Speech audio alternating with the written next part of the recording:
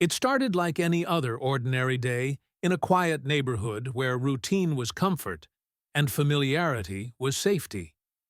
The air carried that strange calmness only small towns know, where every face is known and every sound is predictable.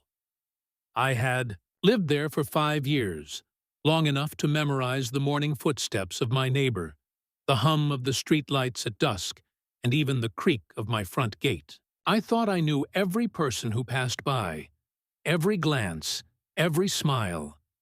But there was something unsettling about that week. People seemed quieter, slower, like something invisible was weighing down the air. Even the wind sounded wrong, whispering through the trees instead of moving them. That's when I noticed him, the man who looked too familiar, but whose face I couldn't quite place. He waved to me every morning, the same warm smile, the same steady stare, and yet something deep inside screamed that I had never seen him before. At first, I dismissed it as forgetfulness. Maybe he was new. Maybe I'd seen him in town and didn't remember. But each day he appeared at the same time, standing at the same spot across the street, watching my house like it was a ritual. He didn't speak, didn't move much, just that strange half-smile that never seemed to fade.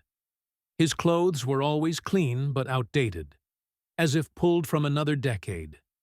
His posture never changed, and though I never saw him arrive, he was always there when I opened my door. One morning, I decided to wave back, just to see what he'd do. His hand rose slowly, deliberately, as if the motion took effort. And then he tilted his head slightly, not in greeting, but in observation, like he was studying me. My chest tightened with unease. I went back inside and locked the door, suddenly aware of how alone I felt, even in daylight.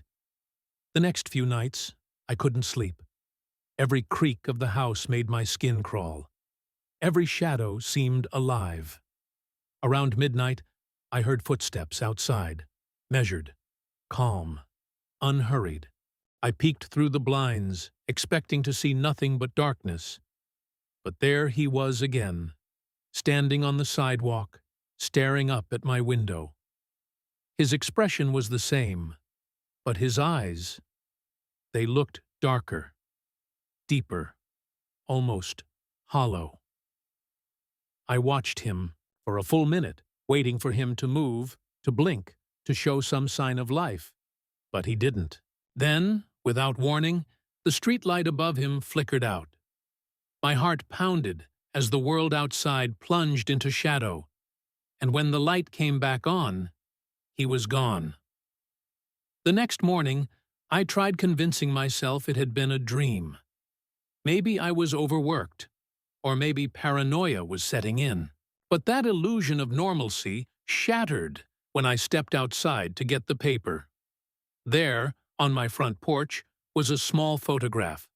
Faded, old, slightly torn.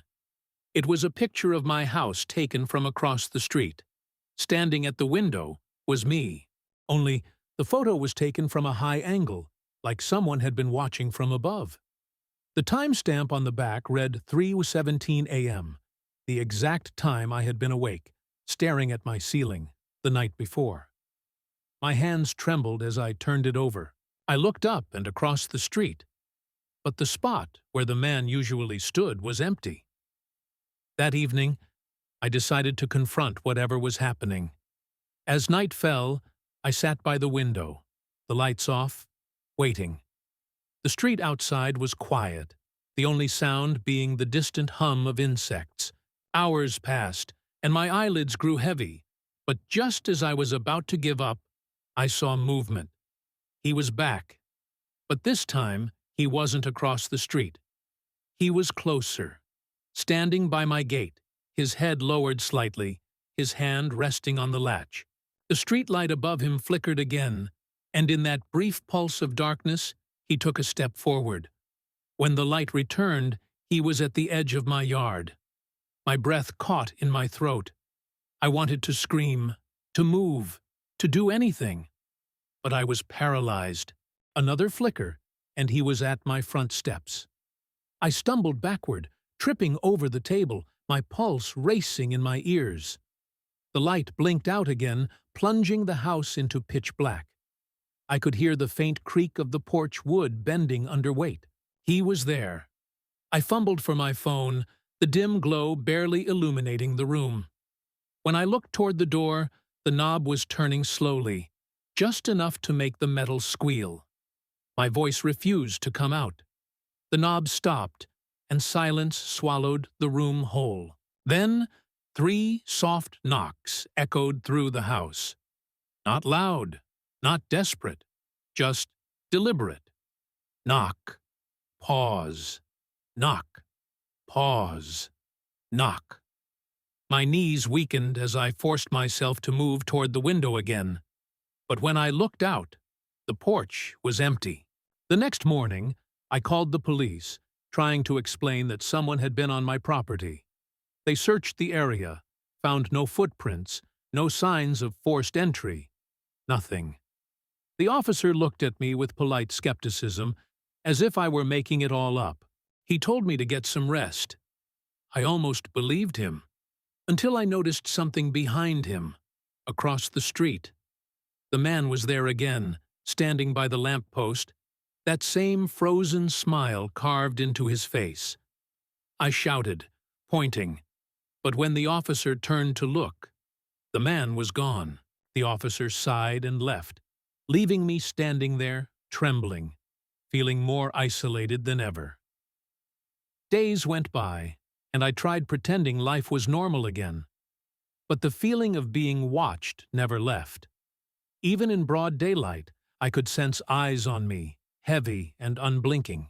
One evening, as the sun set, I noticed movement in my reflection on the window. At first, I thought it was just me, but the reflection didn't match my motions perfectly. It blinked when I didn't. It tilted its head a second too late. My blood ran cold. I turned around, but the room behind me was empty. I turned back to the glass. My reflection was smiling. I wasn't. I left the house that night and stayed at a motel miles away, too afraid to return. But fear doesn't respect distance. As I sat on the motel bed, trying to calm my racing thoughts, I heard it again. 3 knocks. Slow, soft, impossible. I turned toward the door, my heart hammering in my chest. "Who's there?" I managed to whisper, but no one answered.